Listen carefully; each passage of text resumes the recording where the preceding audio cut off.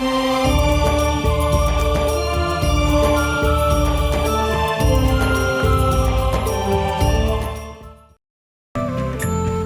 यहाँ परमात्मा हमें याद दिलाते हैं कि जैसे श्रीमद् भगवत गीता अध्याय नंबर 7 के श्लोक 29 में कहा है कि अर्जुन, मेरे आश्रित होकर मैं तुझे जो ज्ञान बता रहा हूँ उसको आश्रय करके उस पर अमल करो। क्या बताया है? गीता जी अध्याय नंबर 4 के श्लोक नंबर 32 में कहा है कि आध्यात्मिक अनुष्ठानों यानी यज्ञों की जानकारी सच्चिदानंद घन ब्रह्म की वाणी में विस्तार के साथ कही गई है। वो तत्व ज्ञान है और उस तत्व ज्ञान को जानने के पश्चात तू सब कर्म बंधनों से मुक्त हो जाएगा।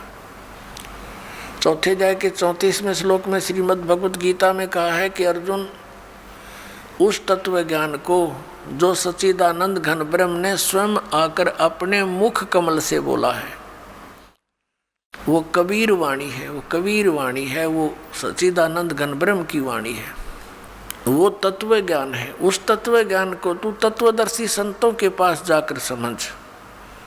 उनको दंडवत प्रणाम करने से, कपट छोड़कर उनसे प्रसन्न करने से, सरलतापूर्वक प्रसन्न करने से वो तत्वदर्शी संत तुझे उस परमात्म तत्व का ज्ञान कराएंगे।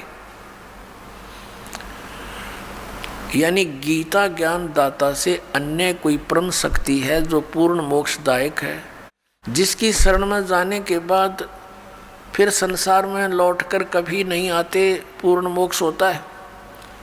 और उसकी कृपा से ही ये जीव परम शांति को और सनातन परम धाम को प्राप्त होता है।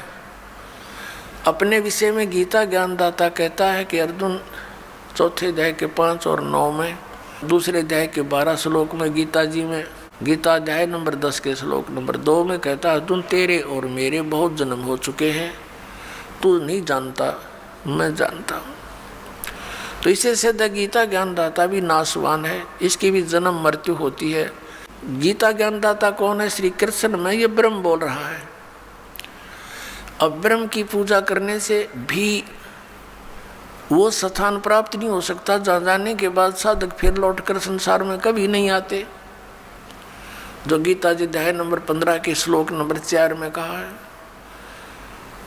और फिर गीता जी अध्याय नंबर 18 के श्लोक नंबर 62 में कहा कि अर्जुन, तू सर्वभाव से उस परमेश्वर की शरण में जा, उसकी कृपा से ही तू परम शांति को और सनातन परम धाम को प्राप्त होगा।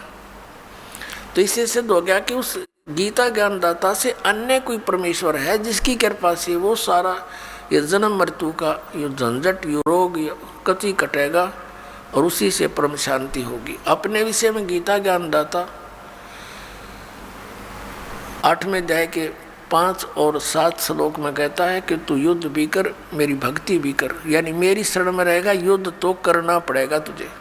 इससे परम शांति नहीं हो सकती, जन्म मरण का रोग नहीं कट सकता, क्योंकि वो स्वयं भी जन्म मृत्यु के अंदर है। गीता ज्ञानदाता। अब यहाँ प्रश्न चल रहा है कि 7वें अध्याय के 29वें श्लोक में उसने क्या कहा है कि अर्जुन, मैं जो तुझे ज्ञान बता रहा हूँ और उस ज्ञान को जो आश्रय करके तत्वदर्शी संत की खोज कर लेता है और जो केवल जरा और मरण से छूटने का ही प्रयत्न कर रहा है, तो वो उस तत्ब्रह्म को और संपूर्ण अध्यात्म ज्ञान को और सभी कर्मों को समझ चुका है, सभी कर्मों से परिचित है। जो व्यक्ति जरा और मरण से ही छूटने का प्रयत्न करता है, संसार की किसी अन्य वस्तु की डिमांड नहीं करता है, तो वो समझ लेना कि वो उस तत्ब्रह्म से परिचित हो चुका है, उस परमेश्वर से परिचित हो चुका है, जिसकी शरण में जाने के बाद साधक फिर लौटकर कभी संसार में नहीं आते और जिसकी कृपा से परम शांति और सनातन परम धाम प्राप्त होता है। अब जरा माने वृद्ध अवस्था, बुढ़ापा, और मरण माने मृत्यु, जरा और मन से जो छूटने का प्रयत्न करते हैं वो उस तत्व ब्रह्म से परिचित है। अब अर्जुन ने 8वें अध्याय के प्रथम मंत्र में पूछा, 7वें अध्याय में केवल 30 मंत्र हैं, 29 में आपको सुना दिया और 30 श्लोक में ये कहता है गीता ज्ञानदाता कि अंत समय में जो केवल मुझे ही जानते हैं तो वो मुझे ही जानते हैं, वो मेरे तक ही सीमित रह जाते हैं। फिर 8वें अध्याय के प्रथम मंत्र में अर्जुन ने पूछा, फिर किम तत्ब्रह्म, जिसको जानने के बाद प्राणी जरा और मरण से ही छूटने का प्रयत्न करता, वो किम तत्ब्रह्म, उसके विषय में बताया है कि वो परम अक्षर ब्रह्म है। 8वें अध्याय के 3रे श्लोक में। गीता जी के अध्याय 8 के श्लोक नंबर 5 और 7 में तो वो अपनी भक्ति बताता है कि मेरी साधना कर, मुझ में भाव वाला बन, मुझे ही प्राप्त होगा तो युद्ध भी कर। 8वें अध्याय के 13वें श्लोक में गीता जी में कहता है मुझ ब्रह्म का केवल एक ओम अक्षर है और अंतिम सांस तक उसकी भक्ति करता हुआ जाएगा तो मुझे प्राप्त होगा। गीता जी अध्याय नंबर 8 के श्लोक नंबर 6 में एक विशेष निर्णायक ज्ञान दिया है कि अंत समय में जो जिसमें भावित होता है, जिसकी आस्था जिसके अंदर रह जाती है, वो उसी को प्राप्त होता है। यही सूक्ष्म वेद में कहा कि जहाँ आशा तहाँ बासा हुई और मन कर्म वचन सुमरियो सोई। अब गीता जी अध्याय नंबर 17 के श्लोक नंबर 23 में कहा है ओम तत्सत इति निर्देश है ब्रह्मण त्रिविध समर्थ है ब्राह्मणा तेन वेदा च विहिता पुरा। ब्राह्मण माने तत्वदर्शी संत, वैसे ब्राह्मण का अर्थ होता ब्राह्मण से जो ब्रह्म पहचाने। अब जैसे ओरिजिनल सतगुरु तो कबीर साहब थे और कबीर साहब थे एक, और ये नकली सतगुरुओं का अंत नहीं। ऐसे ही ब्राह्मण का अर्थ असली होता है वो व्यक्ति जिसने भगवान को जान लिया।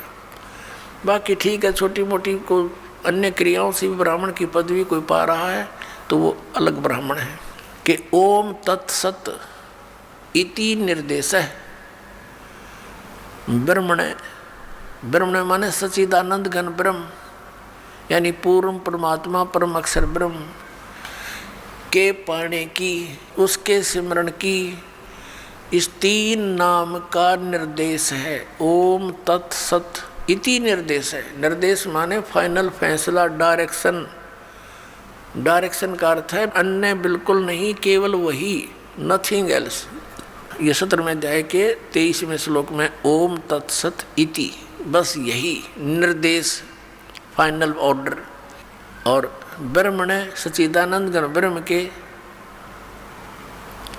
त्रिविध समर्थ है, उसका 3 विधि से सिमरण की विधि है, 3 प्रकार से सिमरण होता है।